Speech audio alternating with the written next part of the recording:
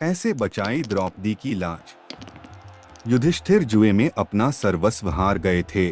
छल पूर्वक शकुनी ने उनका समस्त वैभव जीत लिया था। अपने भाइयों को, अपने को और रानी द्रौपदी को भी बारी बारी से युधिष्ठिर ने दांव पर रखा। जुआरी की दुराशा उसे बुरी तरह ठगती रहती है। कदाचित अब की बार सफलता मिले, किंतु युधिष्ठिर प्रत्येक दांव हारते गए। जब वे द्रौपदी को भी हार गए, तब दुर्योधन ने अपने छोटे भाई दुशासन के द्वारा द्रौपदी को उस भरी सभा में पकड़ मंगवाया। दुरात्मा दुशासन पांचाली के केश पकड़कर घसीटता हुआ उन्हें सभा में ले आया। द्रौपदी रजस्वला थे और एक ही वस्त्र पहने थी। विपत्ति यहीं समाप्त नहीं हुई। दुर्योधन ने अपनी जांघ खोलकर दिखाते हुए कहा, दुशासन, इस कौरवों की दासी को नंगा करके यहाँ बैठा दो। सभा भरी थी। वहां धृतराष्ट्र थे, पितामह थे, द्रोणाचार्य थे, सैकड़ों सभासद थे, वयोवृद्ध विद्वान थे, शूरवीर थे और सम्मानित पुरुष भी थे।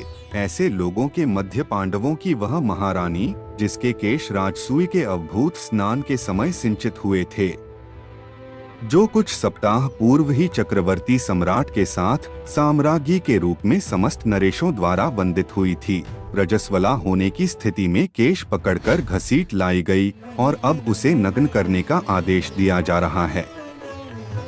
होने को वहां विदुर भी थे, किंतु उनकी बात कौन सुनता। द्रौपदी ने अनेक बार पूछा। युधिष्ठिर जब अपने आप को हार चुके थे, तब उन्होंने मुझे दांव पर लगाया था। अत धर्मत मैं हारी गई या नहीं। किंतु भीष्म जैसे धर्मज्ञों ने भी कोई निश्चित उत्तर नहीं दिया। जिसकी भुजाओं में 10,000 हाथियों का बल था, उस दुरात्मा दुशासन ने द्रौपदी की साड़ी पकड़ ली। मेरे त्रिभुवन विख्यात शूरवीर पति द्रौपदी व्याकुल होकर इधर उधर देख रही थी कि कोई उसकी रक्षा करेगा, किंतु पांडवों ने लज्जा तथा शोक के कारण मुख दूसरी ओर कर लिया था। आचार्य द्रोण, पितामह भीष्म, धर्मात्मा कर्ण। द्रौपदी ने देखा कि उसका कोई सहायक नहीं। कर्ण तो उल्टे दुशासन को प्रोत्साहित कर रहा है और भीम, द्रोण आदि बड़े बड़े धर्मात्माओं के मुख दुर्योधन द्वारा अपमानित होने की आशंका से बंद हैं और उनके मस्तक नीचे झुके हैं। एक वस्त्रा अबला नारी, उसकी एकमात्र साड़ी को दुशासन अपनी बल भरी मोटी भुजाओं के बल से झटके से खींच रहा है। कितने क्षण द्रौपदी साड़ी को पकड़े रह सकेगी।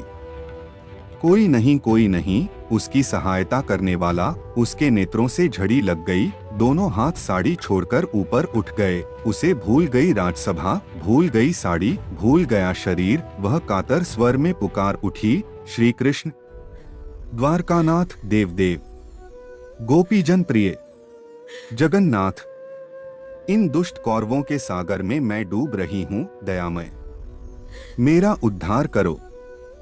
द्रौपदी पुकारने लगी, पुकारती रही उस आर्तिनाशन असहाय के सहायक करुणार्णव को। उसे पता नहीं था कि क्या हुआ या हो रहा है। सभा में कोलाहल होने लगा। लोग आश्चर्यचकित रह गए। दुशासन पूरी शक्ति से द्रौपदी की साड़ी खींच रहा था। वह हांफने लगा था।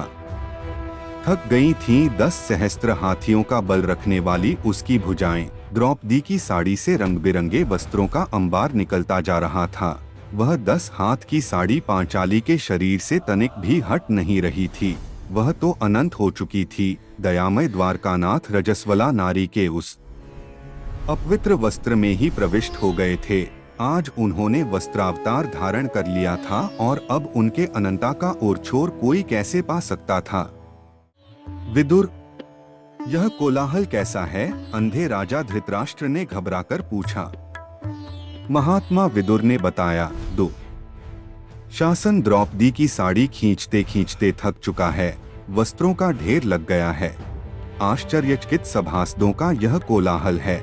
साथ ही आपकी यज्ञशाल में श्रृंगाल घुस आए हैं और रो रहे हैं। दूसरे भी बहुत से अपशकुन हो रहे हैं। द्रौपदी सर्वेश्वर श्री कृष्ण को पुकारने में तन्मय हो रही है। उन सर्वसमर्थ ने अभी तो उनकी साड़ी बढ़ा दी है, किंतु यदि शीघ्र पांचाली को प्रसन्न नहीं करते तो श्री कृष्ण का महाचक्र कब प्रकट होकर एक क्षण में आपके पुत्रों को नष्ट कर देगा। यह कोई नहीं कह सकता। आपके सभासद तो भय व्याकुल होकर कोलाहल करते हुए दुर्योधन की जो निंदा कर रहे हैं उसे आप सुन ही रहे हैं। धृतराष्ट्र को भय लगा। उन्होंने दुर्योधन का फटकारा। दुशासन ने द्रौपदी की साड़ी छोड़ दी और चुपचाप अपने आसन पर बैठ गया। वह समझे या न समझे, पांडव तथा भीष्म जैसे भगवत भक्तों को यह समझना था कि द्रौपदी की लज्जा रक्षा कैसे हुई। आप सबको यह कहानी पसंद आई तो चैनल को लाइक, शेयर, कमेंट और सब्सक्राइब कर देना। अब सब मेरे साथ बोलिए श्री कृष्ण जी की जय।